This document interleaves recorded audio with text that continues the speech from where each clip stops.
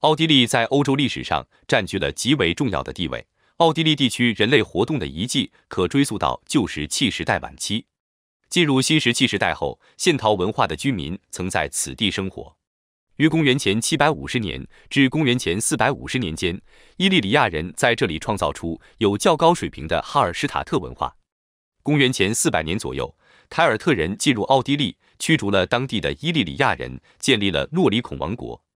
新建立的王国很快遭到北方日耳曼人和南方罗马人的威胁。公元前15年，罗马帝国正式吞并诺里孔王国，在当地设立诺里库姆行省。此后，罗马帝国继续北进，企图征服日耳曼人。战争初期，罗马军团连战连捷，但在公元9年的条顿森林战役中，罗马军团全军覆没，主帅瓦卢斯自刎而死。受此重创，罗马放弃了征服日耳曼的计划。为防止日耳曼人南下劫掠，罗马人在北方修建了一道漫长的边界墙，并铸造了一系列边境堡垒城市，其中的林茨、萨尔兹堡、布雷根茨、维也纳位于现今奥地利境内。395年，罗马皇帝狄奥多西一世去世，罗马帝国一分为二，奥地利名义上被划归到西罗马帝国境内，事实上，它早已成为东哥特人的势力范围。436年，阿提拉接手了匈人国家的统治权后，他统帅蛮族联军，不断对罗马发动掠夺性战争。由于连连败退，西罗马帝国被迫收缩战线，放弃奥地利。而实际控制这里的东哥特人，要么被匈人征服，要么就继续向西罗马帝国的腹地迁徙。就在这时，阿提拉却在453年突然逝世。对此，最常见的解释出自普利斯库斯的著作。当中记载到，阿提拉在他新婚迎娶一个日耳曼裔的少女的婚宴后，在睡梦中鼻腔血管破裂，血液倒流，引致窒息而死。这可能是由于阿提拉饮酒过多而引起。失去雄主的游牧帝国因阿提拉的离世而瞬间崩溃。欧洲人的噩梦并没有就此结束。476年，西罗马帝国被日耳曼人消灭。公元555年，称雄中国漠北草原的柔然汗国被突厥汗国推翻，一批不甘受辱的柔然人开始踏上了西迁之路。他们融合了燕达、眼蔡等中亚部族之后，形成了全新的游牧族群阿瓦尔人。阿瓦尔人一路杀向东欧腹地，连续击败了当地的伦巴德人、斯拉夫人等族群，占领了包括奥地利在内的东欧大片土地，并联合波斯帝国，不断南下侵扰拜占庭帝国的北部边境，给欧洲带来了又一次强烈冲击。随着601年和626年两次被拜占庭军队重创，强盛一时的阿瓦尔汗国走向没落。768年，查理大帝成为法兰克国王，西欧开始复兴。从788年至796年，查理大帝发动了持续8年之久的征伐阿瓦尔的战争，最终奥地利地区被并入法兰克帝国的版图。查理大帝去世后，法兰克帝国一分为三，奥地利被划归东法兰克王国管辖。9世纪末，来自南俄罗斯草原的马扎尔人开始入侵奥地利。10世纪初，东法兰克王国形成若干大公国，其中以萨克森公国最大。919年，萨克森公爵不鸟者亨利一世被选为德意志国王。他一生致力于维持德意志各公国间的同盟，抵御东欧马扎尔人的入侵。933年，亨利一世在图林根的里阿德附近击败了马扎尔人，打破了马扎尔人不可战胜的神话，并暂时阻止了他们对东部王国的侵袭。936年，不鸟者亨利去世后，奥托继承其父，成为新任萨克森公爵，并于同年被选为德意志国王。955年，马扎尔骑兵进入巴伐利亚和士瓦本，包围奥格斯堡。德意志国王奥托一世率巴伐利亚、捷克等8支部队，会同从奥格斯堡突围的骑兵，于8月10日同马扎尔人交战。为切断马扎尔人退路，奥托一世把部队部署在距奥格斯堡约6公里的莱西河上游右岸。次日粉碎马扎尔人渡河的企图，并击退马扎尔人的迂回部队，随后率军发起进攻，经3天激战，将马扎尔人彻底击溃。在冷兵器时代，任何已进入文明社会的军队能够打败蛮族的军队都是了不起的大事。奥托一生的威望最主要来自于这次胜利，被尊称为伟大的奥托，祖国之父。961年，为摆脱意大利城市贵族的控制，罗马教皇约翰12世向奥托求援，奥托率军越过阿尔卑斯山，很快平定了罗马的叛乱。962年2月2日，教皇约翰12世在罗马圣彼得大教堂为奥托加冕，奥托从此成为神圣罗马帝国的皇帝。在加冕为帝的11天后，奥托废除了约翰12世，改立利奥8世为新任教皇。奥托大帝随后与教皇签订了奥托特权协定，规定教皇由皇帝任命。此举使中世纪凌驾于一切世俗权力之上的教权开始屈居于王权之下。在奥托大帝征服东法兰克的旧诸侯之际，击败了强大的巴伐利亚公爵。他之后将弟弟海因里希扶上巴伐利亚公爵的宝座。海因里希成为巴伐利亚的公爵后，海因里希密谋发动叛乱，想从哥哥奥托大帝手中夺取神圣罗马帝国的皇位。到奥托大帝的儿子奥托二世继位后，巴伐利亚的东南部地区被单独划出来，建立了奥地利边区。976年，奥托二世将奥地利封给巴登堡家族的利奥波德一世。奥地利的本土名称 Österreich 源于古高地德语，意为东方领域。统治奥地利的巴登堡家族是神圣罗马帝国10大家族之一。利奥波德一世能得到藩后的爵位，很可能是因为他在976年巴伐利亚暴动期间忠于奥托二世。996年，奥地利的名称首次作为巴伐利亚公国的一个边缘领地出现。奥托二世由于担心巴伐利亚公国过于强大，他又将巴伐利亚的南部划为独立的克恩滕公国、施蒂利亚公国和蒂罗尔伯国。后来，伴随着联姻与军事征服，克恩滕和施蒂利亚先后落入到了奥地利的统治者巴本堡家族手中。此时的巴本堡家族利用了上层统治阶级的矛盾，左右逢源，将自身利益最大化，最终在1106年娶了神圣罗马帝国君主亨利4世的女儿，即是瓦本公爵腓特烈一世的遗孀阿格尼斯。利奥波德3世由于其对修道生活的热情而得到一个外号虔诚者。他在1485年被教皇英诺森8世宣布为圣徒，并被看作是奥地利的主保圣人。在此时，奥地利仍然属于是边疆领地区，尚未得到正式公国之名分。1141年，利奥波德死后，他的弟弟亨利2世继承了家族的藩后爵位。在和巴伐利亚公爵亨利10世的遗孀格特鲁德结婚后，亨利2世于1143年被授予巴伐利亚公爵。1147年，亨利2世参加了十字军东征。在他回国后，神圣罗马帝国皇帝红胡子腓特烈一世收回了他的巴伐利亚公爵的爵位。作为补偿，巴本堡家族世袭的奥地利领地被升格为公国，亨利2世成为历史上第一位奥地利公爵。由此，奥地利国家正式形成。在此前后，巴本堡家族成功利用教权与皇权以及不同宗派之间的矛盾，游刃于各股势力之间，对内不断压缩封君贵族，强化集权；对外适时兼并周边的小领主，不断扩张自己的势力。与此同时，巴本堡统治者还特别重视经济的发展，他们改良农具，开垦耕地，至13世纪初，公国首都维也纳发展成为欧洲大都市。不久，巴本堡家族中出现了一位名叫腓特烈2世的公爵。这位公爵有一个绰号叫做爱争吵者，他招惹的主要对象就是和他同名的神圣罗马帝国皇帝腓特烈2世。腓特烈2世自幼生活在西西里，在继承了父亲的地位后，他很少管理神圣罗马帝国的事务，导致自己在德意志的力量非常薄弱。在奥地利公爵爱争吵者的不断挑衅和招惹下，腓特烈2世直接授权给奥地利的邻居波西米亚国王奥托卡2世，让他代表自己对奥地利发动惩罚战争。当波西米亚和巴伐利亚组成的联军杀入奥地利境内后，居住在首都维也纳的市民联合贵族打开了城门，被臣民们抛弃的奥地利公爵只得逃离维也纳。在10年后的1246年，巴本堡王朝末代公爵在与波西米亚作战中阵亡，由于没有男嗣继承人，王朝统治宣告终结，奥地利陷入一片混乱之中。这时候的神圣罗马帝国正处在长达19年的大空位时代，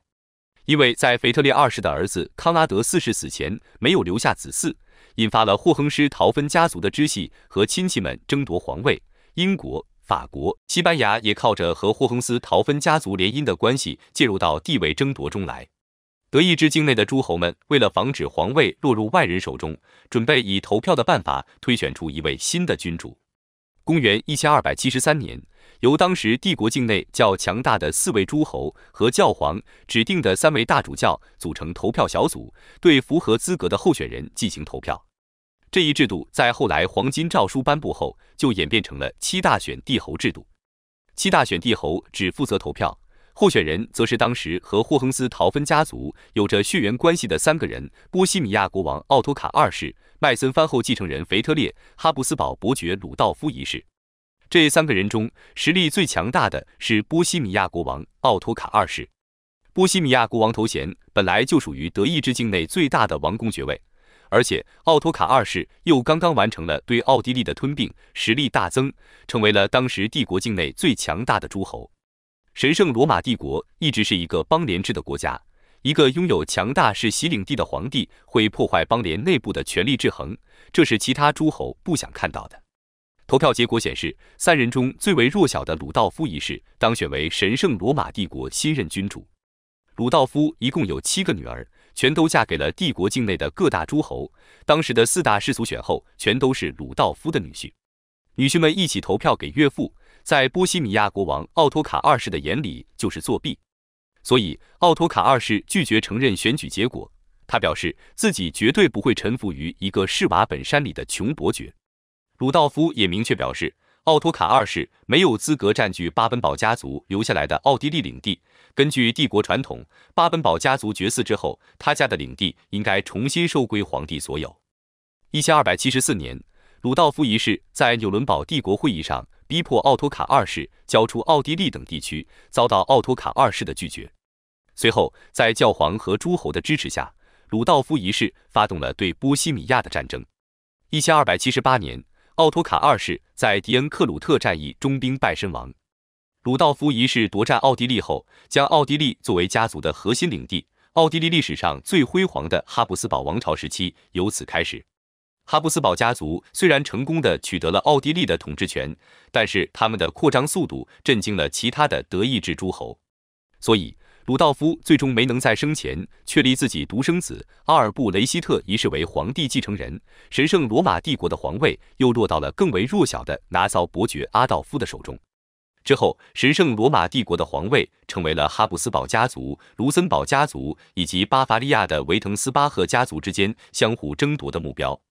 在此期间，哈布斯堡家族虽然在皇位争夺中经常处于下风，但是却稳步地扩展着自己的直辖领地，先后获得了科恩滕、克莱因、蒂罗尔，基本确立了今天奥地利共和国的版图。到1438年，哈布斯堡家族的阿尔布雷希特2世从他的岳父卢森堡家族的西吉斯蒙德手中接过了帝国的皇位后，神圣罗马帝国的皇位就被哈布斯堡家族所垄断了。到了查理5世时期，哈布斯堡家族建立起了地跨欧洲、非洲、美洲和亚洲的人类历史上第一个日不落帝国。因为帝国版图太大，难于管理，查理5世退位后，将神圣罗马帝国交给了弟弟斐迪南一世，将西班牙及其殖民地交给了儿子费利佩2世。从此，哈布斯堡家族分裂成了奥地利系和西班牙系。斐迪南一世从哥哥手中接过奥地利领地和神圣罗马帝国的皇位后，他与波西米亚兼匈利亚国王费拉迪斯拉夫4世的女儿安娜结婚。在岳父死后，斐迪南又成功获得了2顶王冠。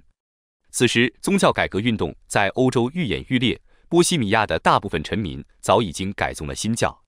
斐迪南一世为了稳定局势，不得已实行宗教宽容政策，任由新教在波西米亚境内传播。可是，等到他孙子斐迪南2世登基之后，由于斐迪南2世狂热支持天主教，打压其他宗教，导致神圣罗马帝国的诸侯公开反抗，从而在1618年引发了反哈布斯堡王朝的30年战争。战争一方主要为哈布斯堡家族统治下的奥地利和西班牙，另一方几乎涵盖了欧洲其他所有国家。结果，哈布斯堡王朝战败。在30年战争后，神圣罗马帝国内部涌现出了大量的新教邦国，同时皇帝权力也被极大的削弱，真正成为了伏尔泰所形容的那样神圣罗马帝国。它既不神圣，也不罗马，更非帝国。也是因为30年战争，哈布斯堡家族直辖领地中的新教徒基本上都被肃清，使得哈布斯堡家族在自己直辖的奥地利、波西米亚和匈牙利成功地建立起了绝对君主专制的政治体制。和属于神圣罗马帝国的奥地利、波西米亚等地不同，匈牙利是抗击当时最为鼎盛的奥斯曼土耳其帝国的前沿阵地，所以匈牙利贵族们凭借着地缘优势，还是保留了大量的特权，这也为后来的奥匈二元制帝国埋下了伏笔。1683年，哈布斯堡家族在匈牙利贵族们的帮助下，在维也纳之战中成功击退了土耳其军队，终结了土耳其在欧洲的扩张，为奥地利系的哈布斯堡王朝迎来了它的黄金时代。到了公元1700年，西班牙的哈布斯堡家族绝嗣，尽管奥地利的哈布斯堡家族最终没能击败法国夺取西班牙王位，但是在名将欧根亲王元帅的指挥下，奥地利军队在战争中表现得颇为出色，并一度攻入了法国境内。在西班牙王位继承战争结束后，奥地利获得了西班牙在尼德兰和意大利的大片领地，也让波旁家族做出了不会将法国和西班牙合并的承诺。此后，欧根亲王长期担任奥地利军事委员会主席，在他的主持下，奥地利进行了改革。欧根亲王被认为是现代奥地利国家的奠基人，成为了奥地利的民族英雄和国家象征，并被评价为欧洲历史上最杰出的军事统帅之一。随着欧根亲王晚年介入到了哈布斯堡家族的历嗣之争，他逐渐失去了皇帝查理六世的信任以及在朝廷中的影响力。1740年，神圣罗马帝国皇帝兼奥地利大公查理六世去世。查理六世没有男嗣，根据哈布斯堡家族的宗室继承法规定，女性没有继承权。但是查理六世担心死后他的领地遭瓜分，于是他临终前颁布了被称为1713年国事诏书的文件，诏书允许女儿承袭奥地利所有的领地。查理六世死后，他的女儿依照诏书的安排成为奥地利首位女大公，但是诸侯们不承认特蕾莎的继承权，奥地利王位继承战争就此爆发。玛利亚虽然成功地保住了父亲留给自己和丈夫的头衔，但是奥地利却不得不将西里西亚割让给普鲁士。西里西亚作为当时神圣罗马帝国境内工业最发达的地区之一，特别是当地集中了大量的德语人口。西里西亚归属权的转变，不仅改变了奥地利和普鲁士之间国力的对比，也改变了两国内部德意志民族所占人口的比例，成为了之后大德意志方案和小德意志方案之争的历史源头。奥地利极盛时期取得了非常多的领地，而这些领地大部分居民都不是德意志人。德意志人在总人口比例只有 23%， 由于各民族纷争不断，语言不通，交流困难，导致奥地利经济发展速度远远落后于普鲁士。虽然奥地利大公和神圣罗马帝国皇帝的头衔继续留在了哈布斯堡家族的垄断之下，但是等到玛利亚的孙子弗朗茨二世继位后，却永久地失去了神圣罗马帝国的皇位。当时法国爆发了大革命，法国国王路易16被革命群众送上了断头台。路易16是神圣罗马帝国皇帝利奥波德二世的妹夫。利奥波德二世担心法国的共和思潮会波及到君主制的奥地利，于是他联合欧洲各国武装干涉法国大革命。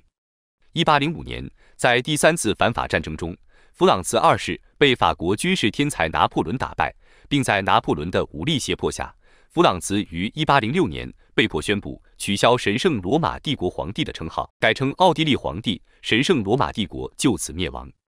到1813年，在拿破仑远征俄国失败后，趁法国元气大伤，奥地利与其他欧洲列强组成第6次反法同盟。拿破仑帝国覆灭后，战胜国在欧洲大陆上建立了维也纳体系。为了维持奥地利在德意志的领导地位，1815年，奥地利发起成立了德意志邦联。因为哈布斯堡家族在德意志历史上的特殊地位，奥地利成为德意志邦联的永久主席国。自从7年战争开始，普鲁士和奥地利之间围绕着德意志领导权的斗争就一直没有停止过。这种斗争在1848年欧洲革命的时候达到了一个新的高度。在这场革命浪潮中，奥地利治下的波西米亚境内的捷克人、匈牙利境内的马扎尔人、威尼斯地区的意大利人掀起了独立斗争。就在奥地利忙于镇压国内革命的同时，普鲁士也在这一年爆发了3月革命。普鲁士国王腓特烈四世在镇压革命的同时，对革命做出了让步。腓特烈四世在1850年11月制定了联盟宪法，打算建立一个不包括奥地利在内的德意志国家。这就是德国统一进程中著名的秋季危机。奥地利眼看自己主导的德意志邦联就要瓦解，奥地利君主弗朗茨·约瑟夫一世任命天才外交家施瓦岑贝格出任首相。在施瓦岑贝格的谋划下，奥地利与同样对普鲁士充满忧虑的俄国结盟。与此同时，普鲁士的盟友黑森因为国内发生革命，施瓦岑贝格利用这个机会，以维护黑森政局稳定的名义，派遣军队进入了黑森，此举威胁到了普鲁士的边界。普鲁士最终和奥地利签署了被普鲁士人称为奥尔米茨之耻的奥尔米茨合约，放弃了取代德意志邦联的打算。著名的铁鞋宰相俾斯麦担任普鲁士首相后，普鲁士通过1866年的普奥战争和1870年的普法战争，普鲁士统一了除奥地利之外的所有德意志地区，建立了德意志第二帝国，而德意志第一帝国就是之前奥地利主导的神圣罗马帝国。被排除在外的奥地利哈布斯堡家族丧失了数百年来对德意志地区的控制后，将统治重心转向了东边的匈牙利。精明的匈牙利贵族们意识到了这一点，于是他们就趁机提出要扩大匈牙利王国的自主权。在奥地利的妥协之下，匈牙利贵族获得了和奥地利贵族们一样的权利，形成了二元制的统治结构。1908年，奥匈帝国利用宿敌土耳其国内爆发青年党革命的机会，出兵吞并了原本属于土耳其的波斯尼亚地区。然而，哈布斯堡家族没有想到，这次军事扩张将会在6年之后毁灭哈布斯堡帝国。在奥匈帝国吞并波斯尼亚的同时，保加利亚、塞尔维亚等巴尔干半岛上的民族趁着土耳其在闹革命的机会，纷纷宣布独立。巴尔干半岛原本就因为错综复杂的民族关系，被誉为欧洲火药桶。这些新独立的国家之间不久爆发了2次巴尔干半岛战争。在2次混战中，刚独立的塞尔维亚脱颖而出，基本上统一了南斯拉夫民族所居住的主要地区，一跃成为了巴尔干半岛上的第一强国。被奥匈帝国吞并的波斯尼亚地区也有不少的塞尔维亚人，他们希望脱离奥匈帝国，加入塞尔维亚。塞尔维亚也打出了民族统一的旗帜，开始谋划收回波斯尼亚地区。在塞尔维亚军方的鼓动下，波斯尼亚地区不断出现所谓的孤胆刺客，制造各种针对帝国官员的刺杀行动，一时之间，波斯尼亚的局势变得十分紧张。当时，奥匈帝国的皇储斐迪南大公提出了三元制帝国的政治构想。这个改革对于塞尔维亚来说，不利于继续向波斯尼亚扩张的计划，所以他们决定采取行动刺杀这个计划的提出人。1914年6月28日，奥匈帝国为了震慑塞尔维亚和拉拢波斯尼亚人民的支持，派出了皇储斐迪南大公到波斯尼亚的首府萨拉热窝举行军事演习，希望以此来展现奥匈帝国的实力，并迫使塞尔维亚放弃他们的扩张计划。就在这一天早上10点，斐迪南夫妇2人到达了萨拉热窝的火车站。在2人乘坐敞篷轿车前往市政厅的路上，遭遇了来自塞尔维亚参谋本部外围组织黑手会刺客的袭击。斐迪南大公及时躲过了刺客扔过来的手榴弹，只有几个护卫和围观的群众受到了一点轻伤。斐迪南夫妇在继续前进的路上，突然提出暂时不去市政厅，先绕道去医院看望一下刚才受伤的平民和护卫。就在斐迪南夫妇的车队掉头的时候，一个名叫普林西普的青年刺客冲到距离斐迪南夫妇面前，连开2枪。皇储被刺一事传回奥匈帝国首都维也纳后，军方鹰派们将这次刺杀事件当作了对塞尔维亚开战的绝佳机会。比奥匈帝国鹰派们更加激动的是德国皇帝威廉2世。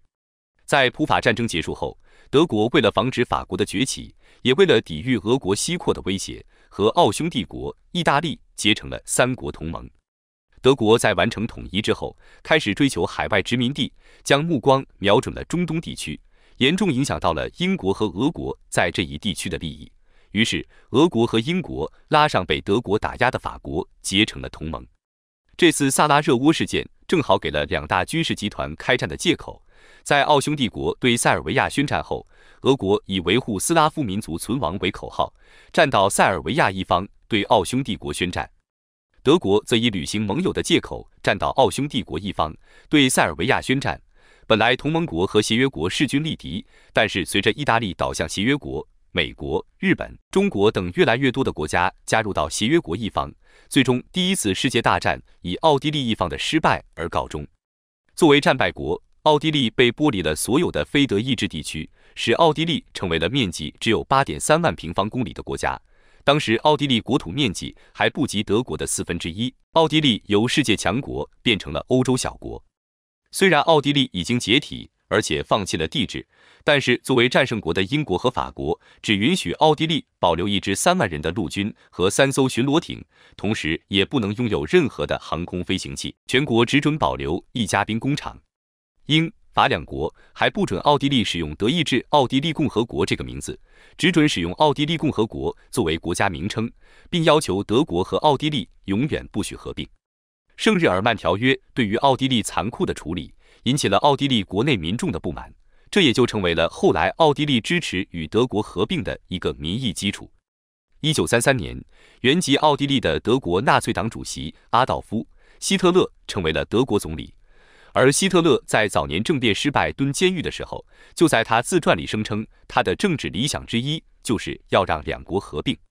在纳粹党上台1个月之后，奥地利政府宣布国家进入紧急状态。奥地利总理陶尔斐斯在取缔国内的纳粹党的同时，和意大利、匈牙利建立了3国军事同盟。在这种情况下，希特勒直接指使奥地利境内的纳粹党冲入总理府，刺杀了陶尔斐斯。陶尔斐斯遇刺身亡后，意大利独裁者墨索里尼调集了4个师的军队，部署在了奥地利和意大利边境，表示要随时干预奥地利的局势。在墨索里尼的压力下，希特勒被迫暂时放弃了吞并奥地利的企图。不久，因为入侵埃塞俄比亚，受到国际制裁的墨索里尼迫切地需要希特勒的支持，因此他改变了立场，默认希特勒可以吞并奥地利。希特勒立即要求奥地利新总理舒施尼格来到德国会面，共同商讨两国的未来。在会谈中，希特勒拿出了关于两国合并的文件，让舒施尼格签字，但是舒施尼格拒绝了签字，表示奥地利是否要加入德国需要全民进行公投。此时被分解后的奥地利境内基本上都是说德语的德意志民族，他们都很向往成立大德意志帝国。不久之后，舒施尼格被迫辞职，亲德派的塞斯·因夸特成为了新的奥地利总理，并致电希特勒，请求德国军队来奥地利完成两国合并。1939年3月12日，大德意志帝国正式宣布成立。在第2次世界大战爆发后，奥地利就成为了希特勒重要的兵源地和军工原料提供地。1943年，同盟国外交部长在莫斯科举行会议，会上苏联认为奥地利虽被德国占领，但奥地利依然要为战争负责。美国与英国认为，如果按苏联的逻辑，那么被德国占领的丹麦、挪威是不是也要为2战负责？美国人深知苏联人的用意，为此抛出了把奥地利作为德国一部分进行处置的提议。由于奥地利和德国南部相连，如果作为德国的一部分，奥地利毫无疑问会划入美国的势力范围。苏联坚决反对这个提议。美国人见苏联人不同意，又提出由英国人占领的提议。苏联认为美国与英国是一伙的，在激烈的争吵中，双方不欢而散，对奥地利的处置问题被暂时搁置。苏联并没有就此罢手。1945年4月，苏联军队以伤亡16.7万人的代价占领了奥地利首都维也纳。随后，苏联人继续向西推进，试图造成独占奥地利的既成事实。尽管当时美国与英国正在围攻德国鲁尔地区，无法抽身，但美国与英国还是抽调了军队前往奥地利，试图在苏联人之前占领奥地利东部，以阻止苏联继续东进。由于苏联行军太快，奥地利大部分地区都落入了苏联人手中。苏联随后成立了由苏联控制的奥地利临时管理层。没过多久，美英通过选票，成功挤掉受苏联支持的人，结果奥地利又落入了美国与英国之手。苏联人发现上当后非常愤怒，经过激烈的谈判，双方达成妥协，决定由美国、英国、苏联、法国分治奥地利。虽然奥地利进入4国分治状态，但美国与英国并不满意，因为奥地利战略位置重要。美国、英国、法国屡次提出恢复奥地利独立的建议，并不断向苏联人施压。被苏联人占领的奥地利自然也不会放过这个机会，一直在几国之间周旋，希望获得独立。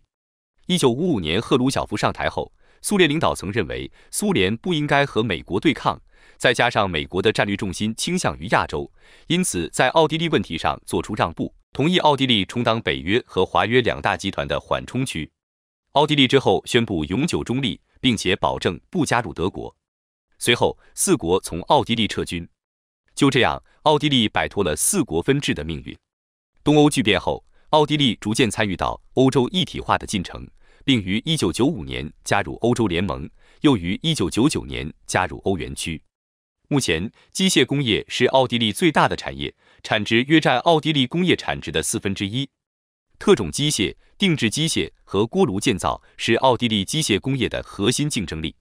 与其他发达经济体相比，奥地利工业占比相对较高，服务业占比比较适中。这种经济结构被认为具有较强的抵御危机的能力。在金融危机和经济衰退过程中，奥地利经济表现了较强的抗风险能力。